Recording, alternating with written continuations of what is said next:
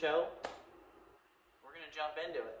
Okay guys, so today what we are going to be working on is an Fa20, but not the one that we really want to work on. We're going to work on this shitty one down here on the floor.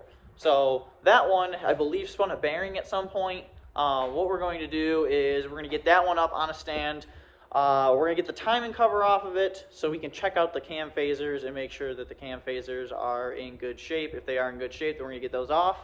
And then we know that we are safe to start on the process of tearing down this 17 plus motor. And I say tear down, but really there's only a small handful of things that we actually have to remove and swap over from one of the older generation motors to get to work. So cam gears, or cam phasers in this case, is one of those things.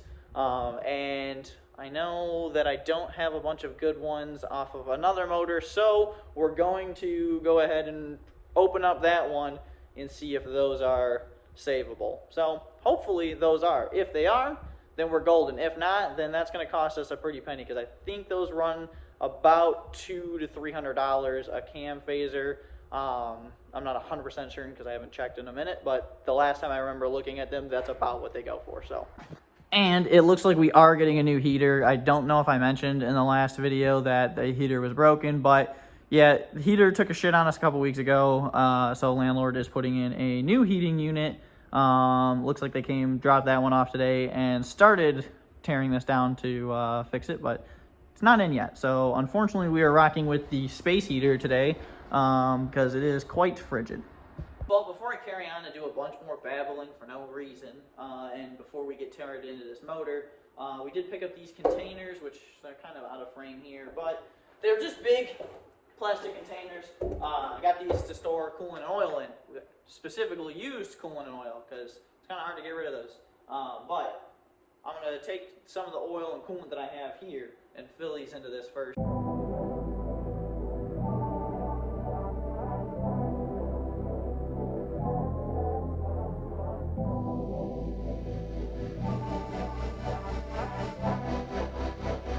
Ryan Little.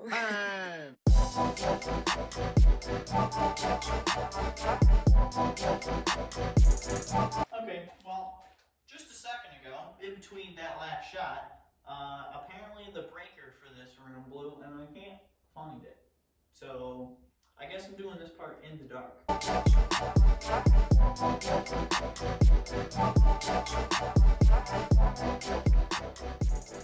So this is actually the 17 plus motor. I'm going to take this clutch and stuff off, and we're going to stick this motor on this stand. Unfortunately, I'm a little short on stands, and I'm a little short on time today because there's some things I need to do, and time is quickly fleeting. So we're going to get this off. We're going to get this on that stand.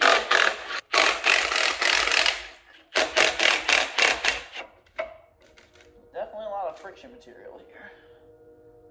Oh, but this clutch disc looks pretty healthy.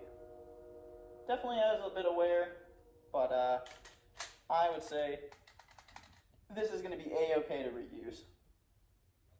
And in case you're trying to do this at home, taking off the pressure plate bolts, those are 12 millimeters, you got 6 of them, and then you are looking at 14 millimeters, looks like 8 of them for the flywheel here.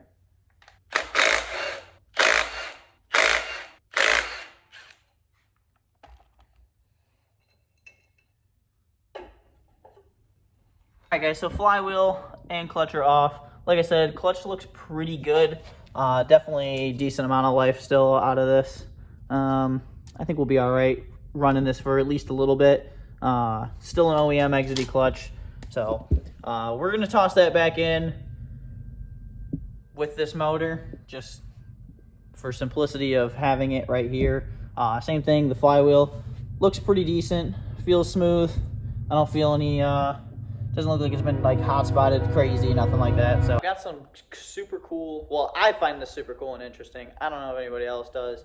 I don't know if anybody else has really even shown the differences between these, but so this is one of the key reasons why your 17 plus motors, if you're trying to swap them into an older car, won't just plug and play. It doesn't just plug right in and work. This right here is one of the key reasons why your 17 plus motor is not going to just plug and play into a 13 to 16 car. So this right here is the reluctor wheel off of a 13 to 16 car. You guys can see kind of how the teeth are on here. They're kind of flat, they're real low, and there's quite a bit of them. And you've got this real long spacing here, and you got the same thing up top here. So this is how your vehicle determines what the crank position is, by using this wheel. This is very important.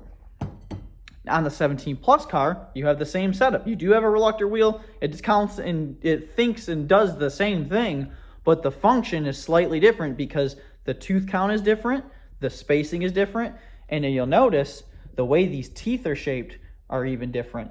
And so this reluctor wheel and the housing that this crank position sensor sits in, let me move these out of the way. So this crank position sensor and the housing here, the way this fits and sits on this block is actually different. So you guys can see actually on this one, there's a slight difference in this housing. Like just kind of seem like small difference, yeah, yada, yada, yada, whatever. But something like that is 100%. You could plug everything in. You might be able to get, you know, things to work. But if you didn't swap that, you would just be cranking and cranking and cranking forever. Your vehicle will never start. So that right there is reason number one why we have to tear apart this motor at least a little bit in order to swap a few things to get this motor to work in the older chassis. So when we get this motor further apart and we get the other motor and the phasers and all that stuff, and we get a little deeper into it, I'm going to go over each and every reason why this motor is different. But I just figured I would share that with you guys in this video because I find that super intriguing, super interesting. Why Subaru made that change, I do not know. If somebody watching is an engineer at Subaru or is engineer for the Fa20 or at least knows quite a bit more about it, let me know down below because I'd be super interested in learning exactly why they made that choice. This is one of the reasons why this needs to come apart. I'm going to go ahead and finish getting this motor bolted up to the stand, or at least the arm to go on the stand, so I can get this on the stand and over here. Alright, I'm done yapping. We're going to go ahead and do more stuff. That's what everybody wants to see. So thankfully, I already had this on an FA. So these are already all in position. All I have to do is just put the bolts in. You're probably asking, why don't you use the studs at the bottom? Well, I kind of messed those up, taking this out, because I didn't have the appropriate equipment when I pulled this motor. And so I need to pull those studs and swap them. I'm sure you guys can hear in the background, but there is a train and it is absolutely obnoxious. So we're just going to cut right to B-roll.